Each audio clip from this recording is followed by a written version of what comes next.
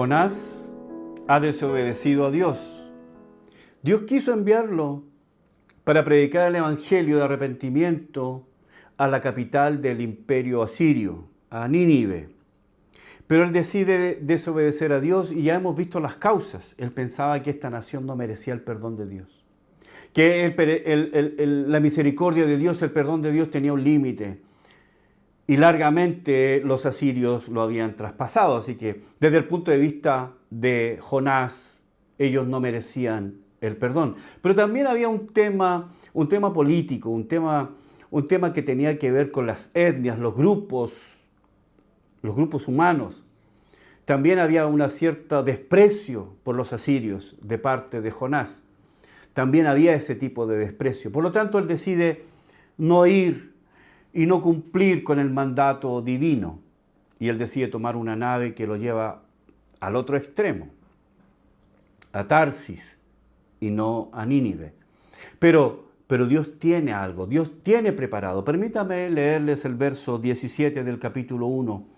Pero Jehová tenía preparado un gran pez que tragase a Jonás, y estuvo Jonás en el vientre del pez 3 días y 3 noches. Dios tenía preparado un gran pez.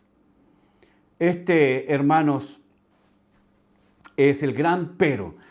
El profeta está desobedeciendo, se está yendo por un camino completamente lejano a la voluntad de Dios, pero Dios, no importa si es creyente o pagano, cristiano o ateo, este verso es la parte del libro más conocida. Al mencionar historias de la Biblia, sin duda la historia de Jonás, que es tragado por un gran pez, es una de las historias más conocidas y recordadas, pero el libro de Jonás es mucho más que la historia de un gran pez. Es mucho más que la historia que le contamos a nuestros hijos. La historia de Jonás es una historia que yo le he contado a mi nieto. Es mucho más que eso. Por cierto, también es una de las porciones más atacadas y cuestionadas de la Biblia. Porque en la mente de mucha gente, Jonás es un personaje de ficción. Jonás nunca existió.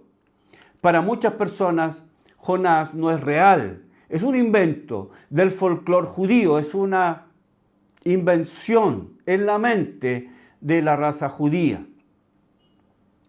Pero no es así. No es así. Lo que es cierto es que hay un libro escrito que lleva su nombre.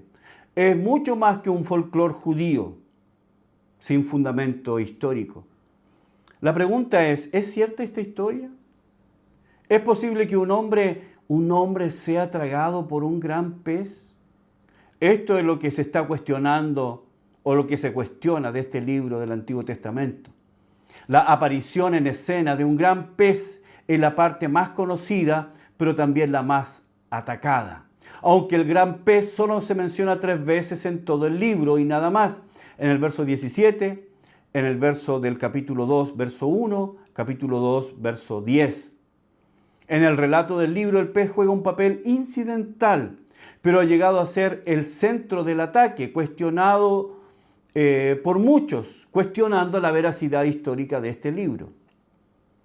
Bueno, lo primero que tenemos que decir es que historias de peces que se tragan hombres están presentes no solo en la cultura judía. Hay historias de esta que se encuentran en otras tradiciones ancestrales. Por ejemplo, la tradición rabínica relata la historia de Jonás, describiendo las dimensiones del pez. Dice la tradición rabínica que el pez que se tragó a Jonás era tan grande, tan inmenso como una sinagoga. De tal manera que el profeta entró caminando. La tradición rabínica también dice que los ojos del pez eran tan grandes que servían a Jonás de ventanas por medio de las cuales él podía mirar su viaje en el fondo del mar. En medio de los intestinos del pez se hallaba una bola grande que servía a Jonás para conocer todo lo que ocurría afuera del vientre del pez. Eso es lo que nos cuenta la tradición rabínica. Otra de las narraciones del suceso es que hubo 2 peces que se tragaron al profeta, el profeta rebelde.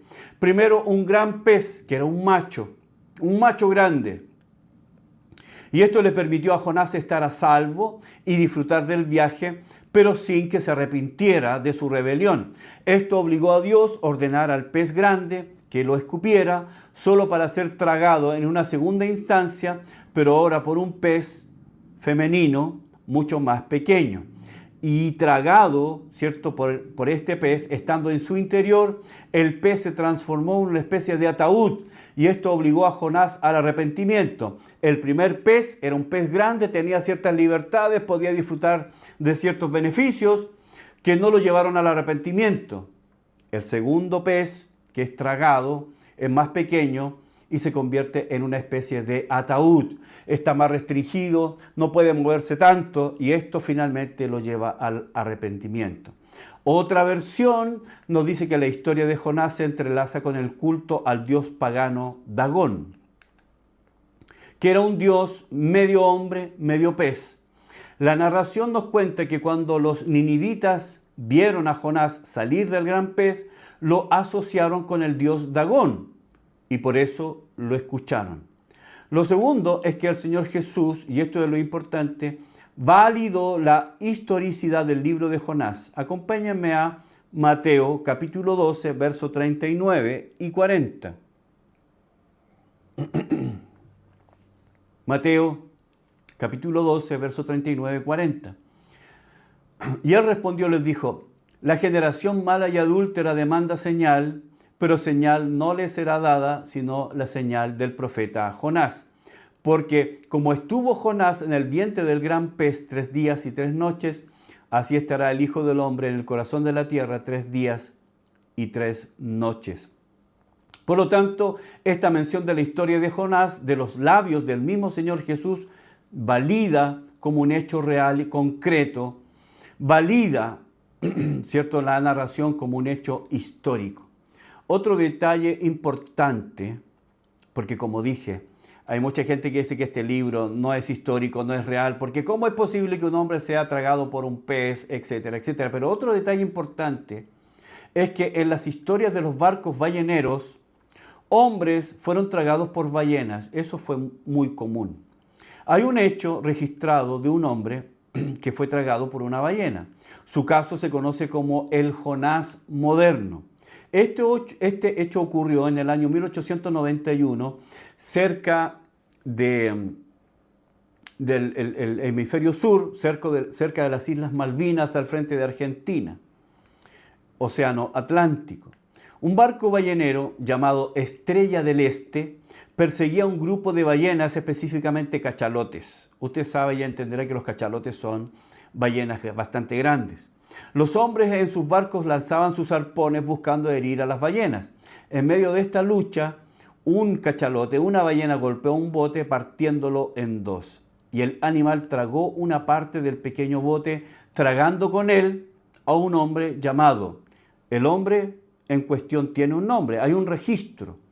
Hay un registro que valida esto. El nombre de este hombre es James Bartley. Esto ocurrió sin que nadie se diera cuenta. Él fue tragado por la ballena, nadie se dio cuenta. El hombre se dio por muerto, porque no se encontró. Finalmente el cachalote fue capturado por los balleneros y en el momento de faenar al gran pez, se encontró en los intestinos a este marino, que se encontraba inconsciente. Se mantuvo así por varios días. Al despertar, narró lo que ocurrió cuando fue tragado por la ballena. En los intestinos del pez encontró un lugar donde permanecer a salvo, pero los jugos gástricos del pez le provocaron daños en su piel en diferentes partes, daños que él llevó hasta su muerte. El calor que experimentó dentro del pez fue un calor que alcanzó grandes temperaturas que fueron insoportables para él, lo que le provocaron el desmayo. Ahora, esto no es inverosímil, no es difícil de creer porque ha ocurrido no solamente y tenemos este registro que yo les he manifestado. Así que, ¿pueden estas cosas ocurrir? Claro. Recordemos que fue Dios el que ordenó que hubiera ahí un gran pez para que tragara a Jonás. Fue Dios el que dispuso el pez. Fue Dios el que dispuso el pez en el momento justo para tragar a Jonás. Recuerden que fue lanzado por los marinos de la nave porque se echaron suertes y la suerte cayó sobre Jonás para encontrar el culpable y por quién se estaban los dioses vengando de este barco. Dios fue el que puso a la ballena en ese lugar. Este pez grande fue Dios. Pero recuerde que esto no es algo extraordinario. Recuerde que en Primera Reyes 17 fue Dios el que ordenó a los cuervos alimentar a Elías. Fue Dios el que ordenó al pez tragar un estartero, que era una moneda, para pagar los impuestos en Mateo 17. Historias como esta no deberían ser puestas en duda. Dios es el creador y sostenedor de su creación y Él puede hacer que todo marche, que todo confabule para los propósitos de Dios, para que los propósitos de Dios puedan ser cumplidos. Voy a leer ahora el capítulo 2, verso 1 al 3.